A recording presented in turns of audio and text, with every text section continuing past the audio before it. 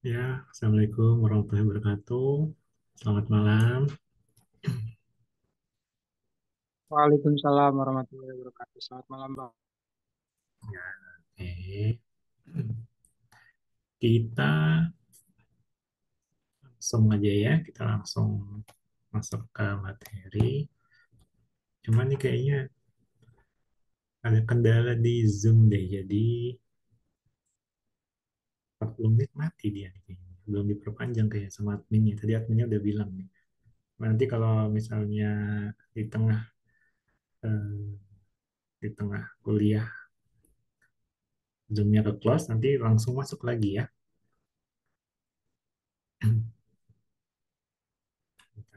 Kita siapin dulu.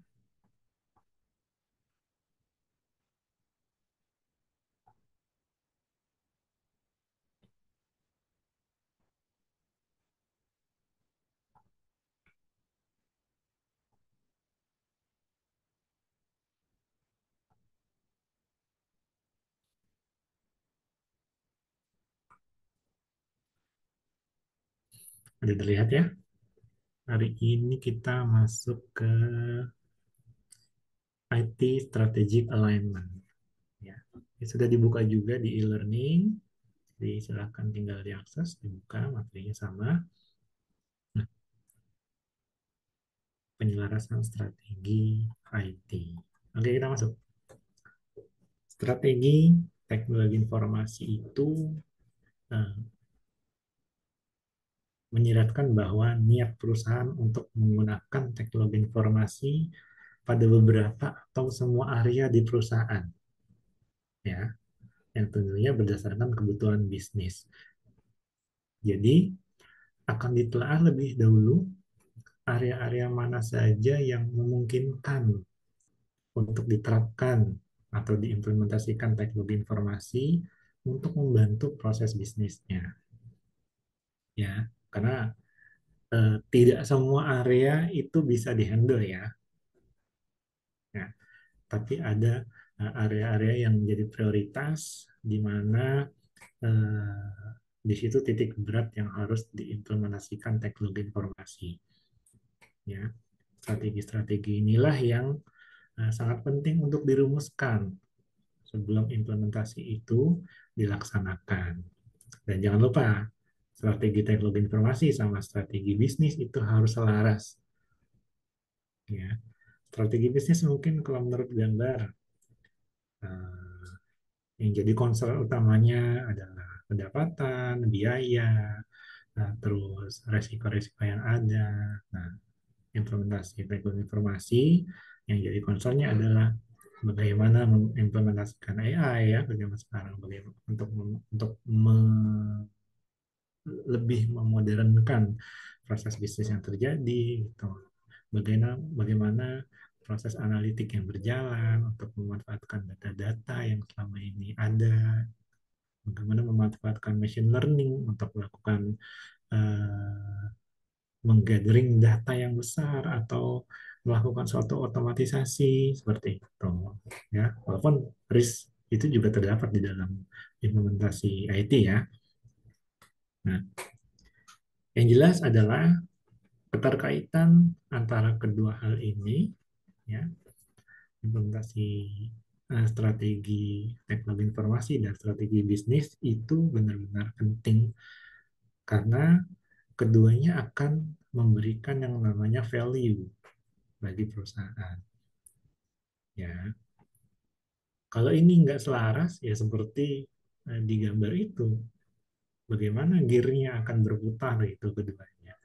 Bagaimana eh, implementasi teknologi informasi itu bisa menggerakkan lebih maksimal lagi proses bisnis yang terjadi. Jadi memang harus betul-betul saling terkait dan tercipta keselarasan di sana supaya muncul value. Percuma kalau nggak ada value yang muncul setelah implementasi teknologi informasi gitu.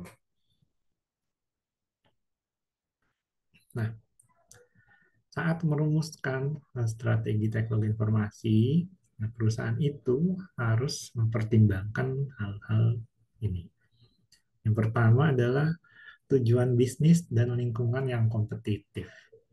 Ya, ini awalnya banget lah visi misi tujuan. Oke, karena dari situlah strategi-strategi tersebut bisa dirumuskan. Ini yang menjadi dasarnya. Ya, belum lagi dihadapkan dengan persaingan. Ya, kompetitor tentu ada. Apakah kompetitor memanfaatkan teknologi informasi? Tentu saja iya. Nah, apakah pemanfaatan teknologi informasi oleh kompetitor membantu proses bisnisnya lebih berjalan dengan lebih baik lagi, yang justru bisa mengancam keadaan perusahaan kita? Bisa saja.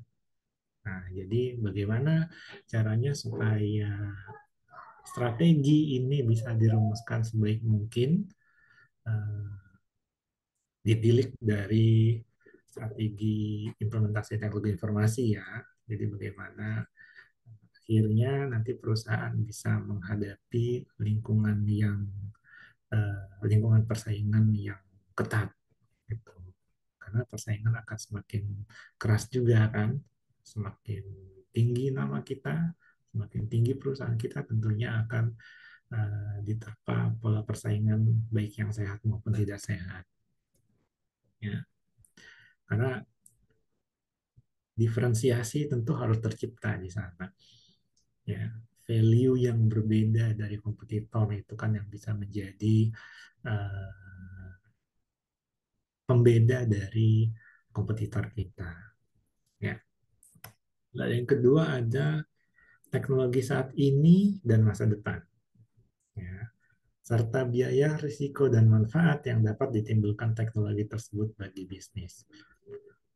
Tentunya akan dilihat dulu teknologi yang saat ini digunakan, bagaimana impact-nya ke bisnis yang sedang dijalankan. Nah, apabila ini diimplementasikan sesuatu yang baru, teknologi yang baru, bagaimana kira-kira impact-nya, bagaimana kira-kira proyeksi ke depannya. Karena semuanya akan dianalisis dulu, baik dari biayanya yang tentunya berbeda ya, dari penerapan teknologi yang sekarang sama yang untuk masa depan nanti, tentunya ada harga ada rupa ya. Belum lagi resiko-resiko yang terjadi, resiko-resiko yang bisa saja muncul, ya. Misalnya eh, ketidaksiapan SDM yang ada di dalam perusahaan ketika dilakukan implementasi teknologi informasi atau dan lain-lain, atau eh, kesalahan dalam merumuskan strategi itu juga sangat mungkin terjadi.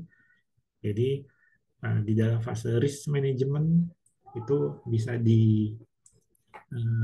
dimitigasi lah, dia bisa dimitigasi resiko-resiko yang mungkin saja terjadi supaya nanti saat merumuskan strategi betul-betul akan menghasilkan strategi yang uh, proven gitu loh,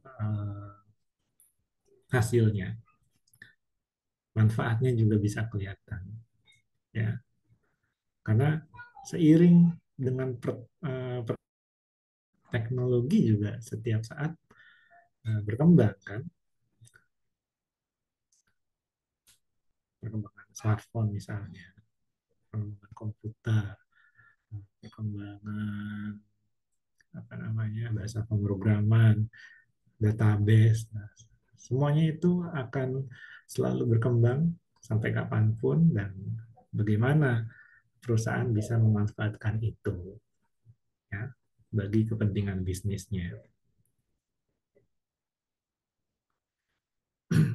Yang ketiga ada kemampuan manajemen teknologi informasi ya, kemampuan mengelola teknologi informasi dan teknologi yang akan digunakan juga nantinya untuk memberikan tingkat layanan saat ini dan masa depan bagi bisnis.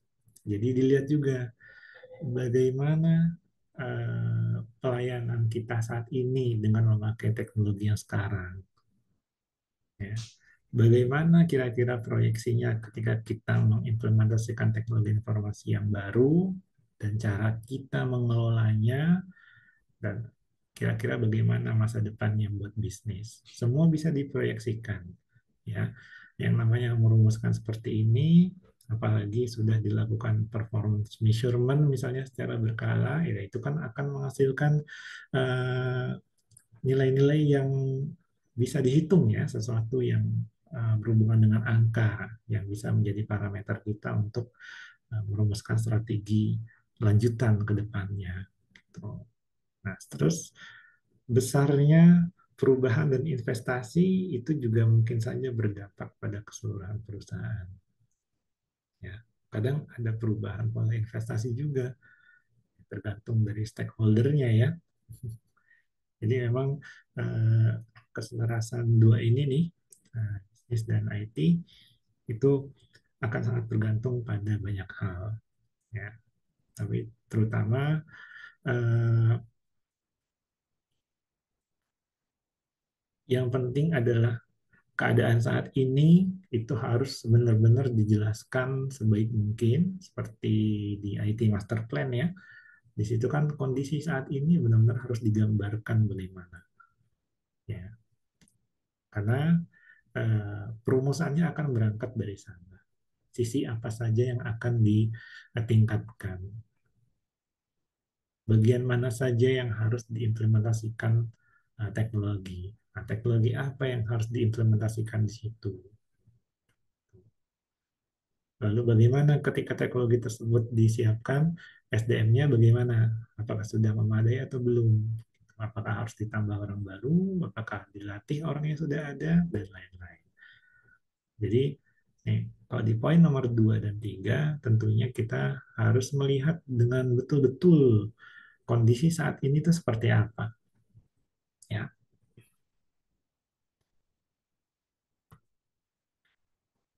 ini juga biaya teknologi informasi saat ini. Ya, dan bagaimana hal ini bisa memberikan nilai yang cukup bagi bisnis. Nah, dengan pemanfaatan teknologi informasi saat ini juga dilihat value-nya udah cukup belum sih bagi bisnis? Apakah memang betul-betul harus diimplementasikan teknologi baru? Nah, implementasinya ini kan tidak hanya di satu bagian ya, ada di banyak bagian. Kan di dalam perusahaan ada banyak bagian dan tentunya tingkat implementasi antar bagian itu beda-beda. Nah, ada yang butuh implementasi tingkat tinggi, ada yang tidak begitu. Nah, itu juga harus dilihat. Apakah pemanfaatan teknologi informasi di tiap bagian tersebut sudah cukup buat proses bisnis yang berjalan? Cukup nggak? Terus kira-kira apakah kita ketinggalan dari kompetitor nih? Itu kan semua bisa dilihat dari berbagai aspek. Dan juga pembelajaran dari kegagalan dan kesuksesan masa lalu. Ya, semua pasti pernah mengalami ini ya, baik individu maupun perusahaan ya, kelompok. Semua pernah gagal, semua juga pernah merasakan kesuksesan. Nah, itulah pengalaman-pengalaman itulah yang dijadikan pembelajaran. Kenapa gagal? Kenapa ini sukses? Nah, kiat-kiat apa saja yang harus dilakukan? Bagaimana supaya kegagalan itu tidak terjadi lagi? Ya. Dalam merumuskan strategi harus seperti itu. Banyak aspek yang harus dilihat, banyak data dan informasi yang harus dijadikan pertimbangan. Penting adalah gambarkan dengan betul-betul kondisi saat ini seperti apa. Apakah implementasi teknologi informasinya sudah tepat? Apakah value-nya sudah tercapai? Apakah proses bisnis sudah bergerak dengan baik? Ataukah harus ditingkatkan lagi? Gitu. Jadi ya semua harus dirumuskan dengan sebaik mungkin.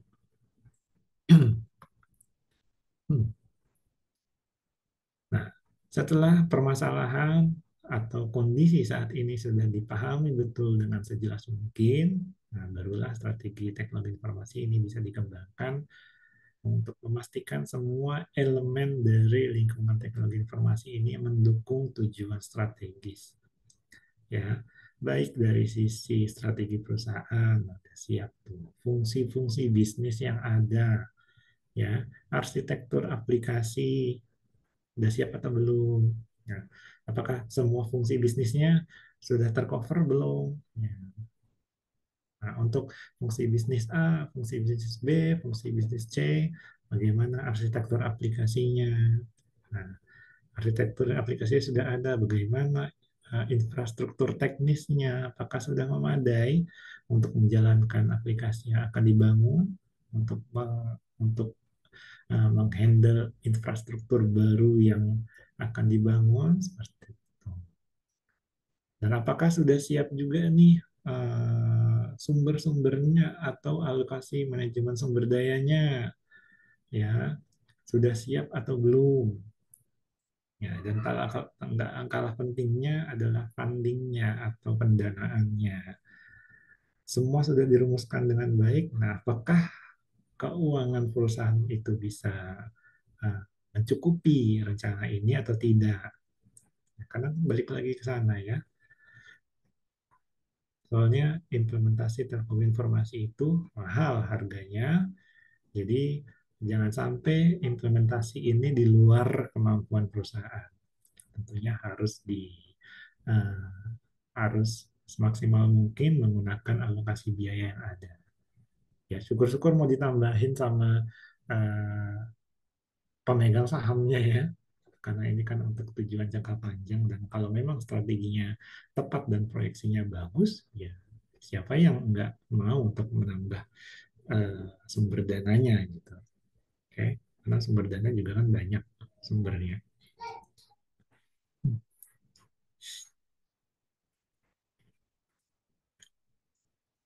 Nah, sangat penting juga bahwa rencana untuk menerapkan strategi harus didukung oleh semua pihak terkait. Ya, pihak-pihak yang terlibat baik dari atas, dari top level manajemen, menengah, low level ya, sampai yang bawah tuh. Nah, itu semua harus didukung. Yang mungkin dalam penerapannya atau dalam perencanaannya bisa jadi ada yang uh,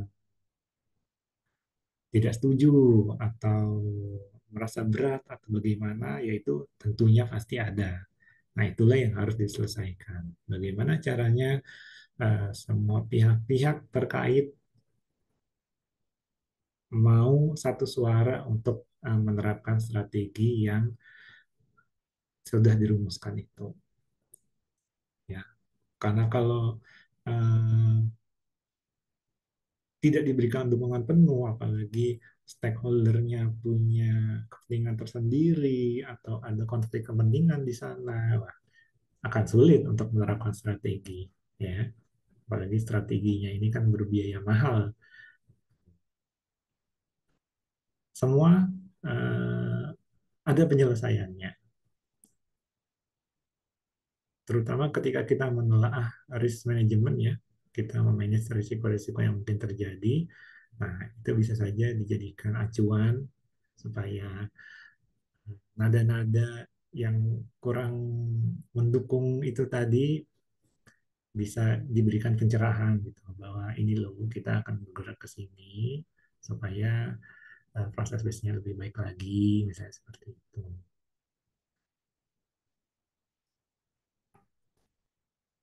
Nah, penting juga bahwa rencana pelaksanaan itu dipecah jadi bagian-bagian yang dapat dikelola, bukan dalam satu bagian besar sekaligus. Ya, kita tahu lah, pasti banyak di dalam perusahaan itu, apalagi yang skalanya besar ya, uh, divisi yang ada di dalam perusahaan itu pasti banyak sekali. Ya, orang yang mengerjakan orang yang mengerjakan di dalam perusahaan itu juga pasti banyak sekali. Otaknya berbeda-beda, latar belakangnya berbeda-beda. Tentunya kebutuhannya juga berbeda-beda dan yang dilakukan di dalam proses bisnis yang terjadi itu juga berbeda-beda. Ya, makanya kalau sistem bisa dipecah jadi bagian-bagian kecil yang dapat dikelola itu mungkin kita sebut sebagai modular ya. Jadi sistem sistem yang akan dibangun atau rencana yang akan dibangun itu juga harus modular. Jadi bisa diselesaikan dalam skala yang lebih kecil tanpa mempengaruhi bagian yang lain. Gitu ya. Jadi pengelolaannya bisa lebih mudah ya. Karena ya tiap-tiap bagian itu bisnis case-nya juga kan beda-beda ya. Jadi dengan sistem yang modular itu tadi tujuannya tentu untuk mencapai hasil dan manfaat yang diinginkan. Balik lagi pasti ke sana. Tapi intinya kenapa dipecah jadi bagian-bagian yang ini intinya bagian-bagian kecil ya, bagian-bagian yang dapat dikelola, yaitu supaya ketika terjadi suatu perubahan dan perubahan itu hanya terjadi di bagian tertentu, itu tidak mengganggu proses bisnis yang lain. Gitu ya. Jadi kalaupun nanti ada kerusakan di satu modul tertentu, gitu, nah itu tidak akan mempengaruhi modul yang lain secara langsung, gitu. Maupun tidak langsung, kan harapannya seperti itu. Dewan atau board itu harus memastikan bahwa strategi direview secara berkala. Ya, memang harus di review secara berkala karena apa? Perubahan teknologi itu terus terjadi. Operasional pasti dinamis, ya. Penerapan teknologi itu kan tidak bisa dilakukan secara terus-menerus dalam waktu yang berdekatan ya, karena faktor biaya itu tadi. Nah, maka setiap ada perubahan itu harus diadaptasikan dengan baik, ya, supaya operasional tidak terganggu. Bagaimana kita bisa mengikuti zaman kalau strategi-strategi itu tidak dibuat sesuai dengan perkembangan zaman, gitu, ya. Jadi memang harus direview secara berkala. Makanya IT master plan aja kalau kita ngomongin kayak kemarin tuh itu rata-rata ngomongin dalam jangka waktu 5 tahunan ya. Jadi memang strateginya akan dirumuskan kembali, disesuaikan kembali dengan keadaan uh, ketika nanti sudah ada penerapan teknologi yang baru. Ketika uh, plan sebelumnya itu sudah selesai masanya. Ya, itu harus dipastikan strategi ini direview secara berkala. Ini effortnya memang besar, ya. Mereview ulang strategi, merumuskan ulang strategi itu memang melibatkan effort yang sangat besar dan keterlibatan orang-orang di dalam perusahaan, apalagi pemangku kepentingannya, itu benar-benar uh, harus ada, gitu. Benar-benar berpengaruh. Syukur-syukur perusahaannya menerapkan manajemennya top down ya, jadi bottom up. Jadi semuanya dilihat dari case-case yang sebenarnya terjadi di bawah. Tidak serta-merta top down yang hanya yang penting stakeholder atau pemangku kepentingan sudah mencanangkan bla bla bla, maka bawah harus melaksanakannya sesuai dengan aturan bla bla bla. Enggak. Semuanya harus direview, semuanya harus dilihat. Case-case yang terjadi, baik besar maupun kecil, itu juga harus dilihat. Jangan-jangan uh, itu terganggu hanya karena orang pegawai di bagian itu tidak bisa mengoperasikan aplikasi yang diimplementasikan dengan baik. Gitu. Siapa tahu hanya karena hal seperti itu saja. Ya. Itu kan bisa dimitigasi. Ya, jadi memang uh, hal-hal seperti itulah yang nanti akan menjadi bahan untuk merumuskan strategi yang baru. Ya, makanya strategi itu harus direview secara berkala. Ya. Karena perubahan itu pasti terjadi kapanpun. Nah, board ya, atau dewan itu tadi, atau komite strategi teknologi informasi, ini harus mendorong penyelarasan bisnis dengan, nah, memastikan bahwa teknologi informasi ini mendukung strategi, ya, isinya tentu yang tepat waktu, sesuai anggaran, fungsi yang tepat, dan manfaat yang jelas, ya, melalui ekspektasi yang jelas dan dapat diukur, tangible, ya. Ini kayak Zoom-nya udah mau ke kelas nih sebentar lagi. Jadi kita siap-siap eh, ke depan keluar, nanti kita masuk lagi ya. Kayaknya dikit lagi nih.